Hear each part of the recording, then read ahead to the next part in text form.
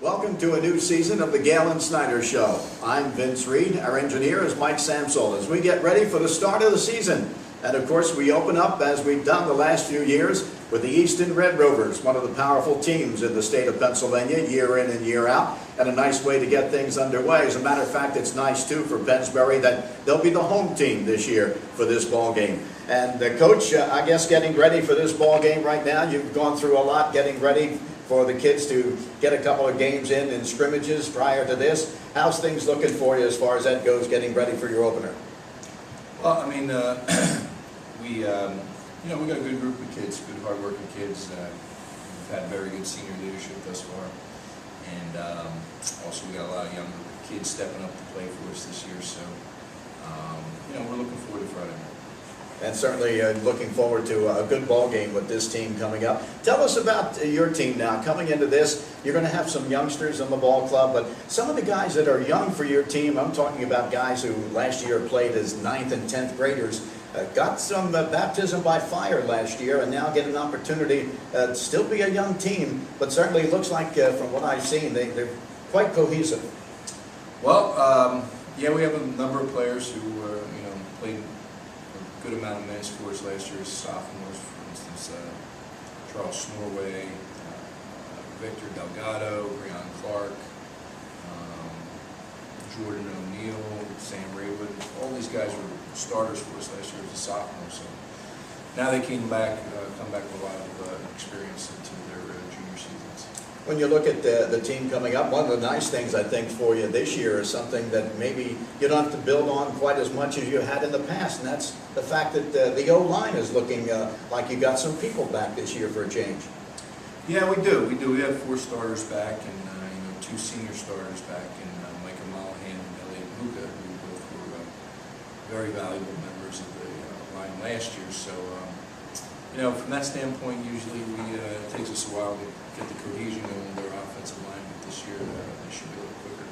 Who are the other guys who are going to give you some, certainly the fact that you've had them coming back again for this season, give you a little more of that line that maybe has had a good season under their belt? Well, I mentioned 4 of them thus far, but in addition, senior John Leventree at guard, and also center will be Mason Aria, who's also a junior. And of course, we're coming to you here from the high school, and we're getting set for our opening game. And of course, we're brought to you by Aria Health, your neighbors here in Lower Bucks County. Looking at this team and seeing what you've got coming back, tell us about the backfield that you're going to have. And I know in that instance, you've had an opportunity the last couple of years to have good backups along with the guys you're going to be starting at that position. Well, of course, Charles Norway is the playing right half for us. 2 starters this year will be Raheem Thompson, who will be playing left half, and also Dalton Hose will be working left half as well. And fullback will be Bronco Smith. When you look at this ball club from what you got, you usually had very good speed in the backfield, and you usually had one big man who can carry the load for you. How's that working out this year? Well, we have a lot of speed. They're actually all speed backs in the backfield this year. I wouldn't say we have one big back this year. Bronco's kind of he's sort of a Ray Rice type of back, short, stocky, quick. He'll make a lot of plays for us. I know one thing you had enjoyed last year was the fact that Breon Clark came in for you his first game against Downingtown and really looked good, and he throws the ball extremely well. Will you be, with Muka in there and a couple of others that you're going to have, Sigati as well, will you be throwing, do you think, a little bit more this year? Well, yeah, we probably will be. I know last year Breon made some real big passes for us in key situations, and we'll have an opportunity to do more of that this year. And of course, the nice thing I think about Breon Clark is the fact that he's one of those that just like when you come to it with the way the colleges were and now the pros are getting the same way, he's a good combination runner and passer for you. Definitely, he's an athlete. Very good runner, but he's actually he's more of a passing.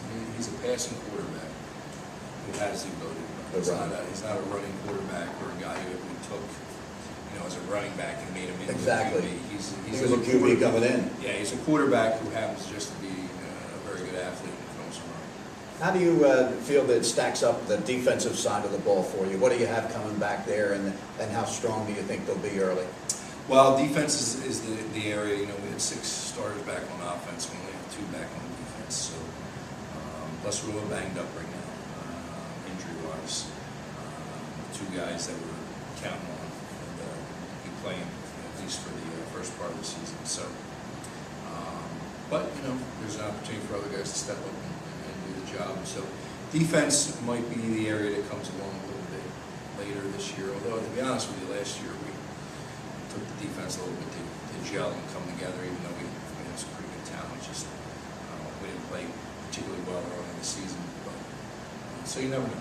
I know one of the guys you were counting on was your son, Luke Snyder, who certainly last year played extremely well for just a freshman as a linebacker in there. You had a couple of freshmen that played well last year. Tell us about Luke and, of course, his injury there. He suffered a really bad injury, and how his opportunity is to possibly coming back.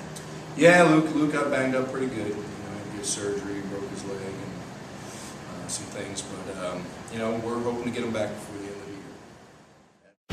The Aria 3B Orthopedic Institute is redefining care in Center City and South Jersey. And our 50,000 square foot location on Aria Health's Bucks campus in Langhorne features private rooms, free parking, and nearby hotels. With over a century of experience, the world-class 3Bs, Doctors Booth, Bartolozzi, Balderston, and their partners personally guide you from treatment through recovery. For all your orthopedic needs, call 1-888-ORTHO-3B or visit aria3bortho.org. At the Aria 3B Orthopedic Institute, you come first.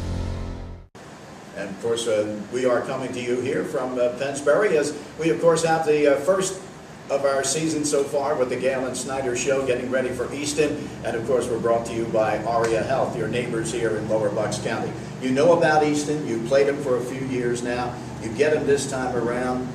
And you get, of course, Shane Simpson, who had the big year against you last year, 289 yards and 5 touchdowns. He's back once more. Tell us about the Easton Ball Club, just from the fact that we know so well how they're always a tough team. They're normally in the playoffs anyway. When it comes to state playoffs, they go deep into playoff time. They pride themselves on the fact that they play 3 games in 8 days when it comes to the end of the season, playing a playoff game and playing Thanksgiving against their arch rival, Phillipsburg, New Jersey. But tell us about this Easton Ball Club and what makes them so good year in and year out. Well, I just think you have some tough, athletic kids who take a lot of pride in their school and their community, and they have a long history of having successful football programs. And like you say, they do something that very few teams would even think about doing, which is play so many games in a short amount of time. And it's funny, they usually beat Phillipsburg, and then the next week they're in dogfight with one of the best teams in the state. And it's usually so they play Phillipsburg Thursday. Come Saturday night they're playing North Penn or LaSalle or one of those types of teams, and they're right there with them. So they're a tough group of kids. Tough. They do a good job up there. Again, we'll have our hands full, but it's going to make us a better team. Again, prepping for them. Last year they had a good quarterback and they had some good receivers. Of course, they can use Simpson when it comes to a running back or as a wide receiver at the same time. But what are you looking at? How are you going to stop a guy like this? Well, we can't let them. Basically, we had to do a better job on the toss than we did last year. We didn't do a particularly good job stopping that. The other thing is, they're a team that likes to trap. We won't just trap with the fullback. They run some split backs, so we'll trap with the fullback and the halfback, and which are inside running plays. And they do a great job at getting on people and blocking them. So you gotta first of all stop him on those two plays, the toss and the trap.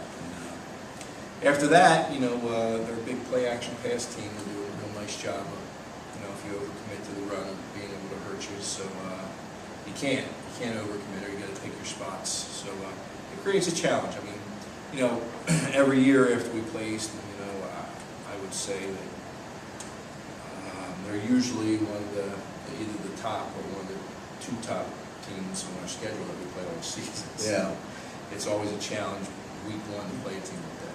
Now, this year will be ending that series that you've got going with the Red Rovers? Yeah, that's the way it looks. This will probably be the last game.